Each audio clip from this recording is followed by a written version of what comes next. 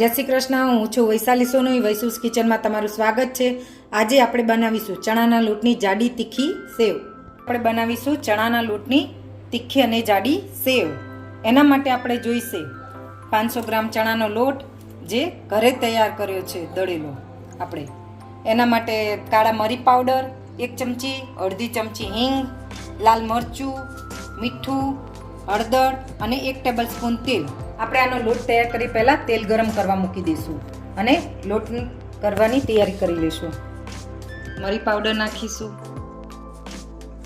1 ચમચી, હિંગ આપણે જે અડધી ચમચી લીધી તે નાખીશું,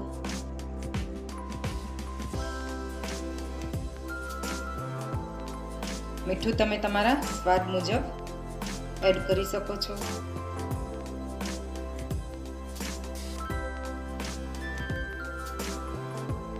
હળદર અડધી ચમચી,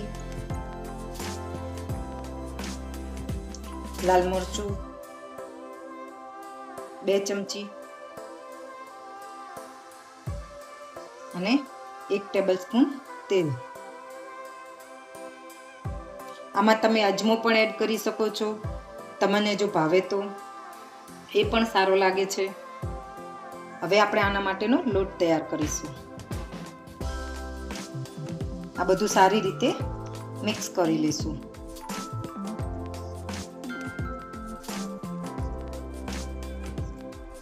આપણે બધું સારું રીતે મિક્સ થઈ ગયું છે અને લોટ બનાવવાની તૈયારી કરીશું.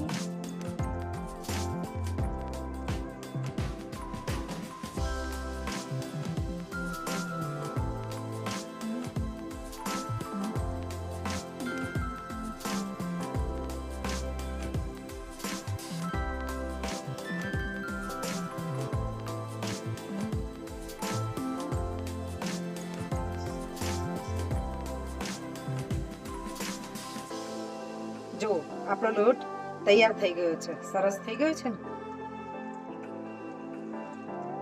હવે આપણો લોટ રેડી છે અને આપણે સેવ પાડવાનો સંચો લઈશું. એને આપણે ઓઇલથી ગ્રીસ કરી લઈશું અને આપણે તીખી જાડી સેવ પાડવાની છે. એના માટેની આ જાડી લઈશું આપણે.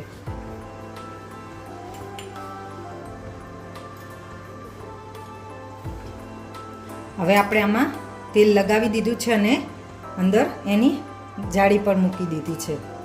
હવે આપણે એમાં લોટ ભરીશું.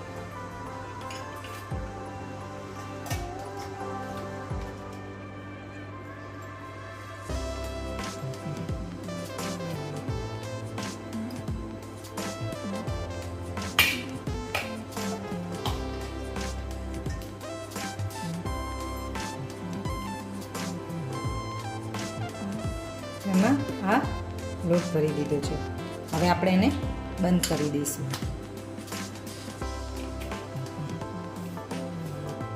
હવે આપણે સૌ પ્રથમ તેલ ચેક કરીશું.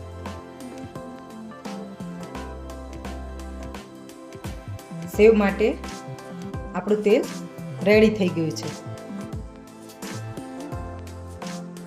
આપણે એમાં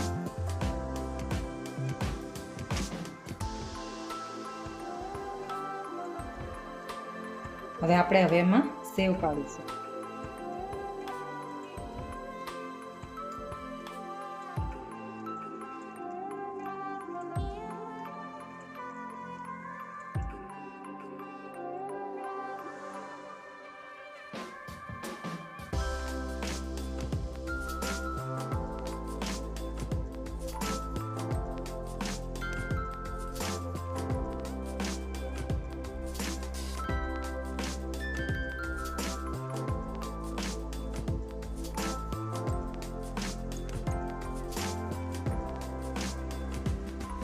હવે આપણે આવી રીતે સેવ પાડી લીધું છે. હવે એને આપણે મીડિયમ ટુ સ્લો ફ્લેમ ઉપર જ તળવાની છે. એકદમ ધીમો નહીં અને એકદમ ફૂલ પણ નહીં.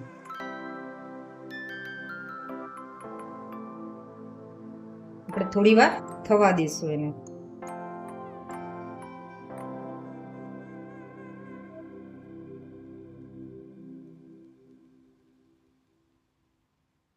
હવે આપણે એને પલટાવીશું.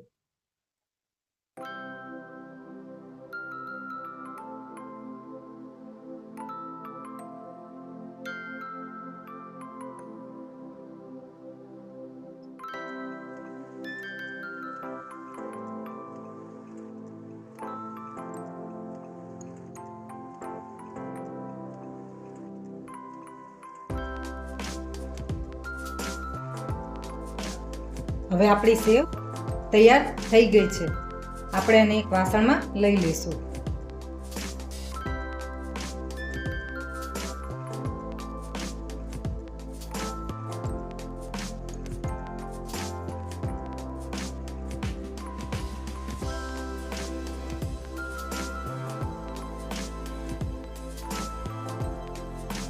જોઈ શકાય છે આપણી સેવ તૈયાર થઈ ગઈ છે.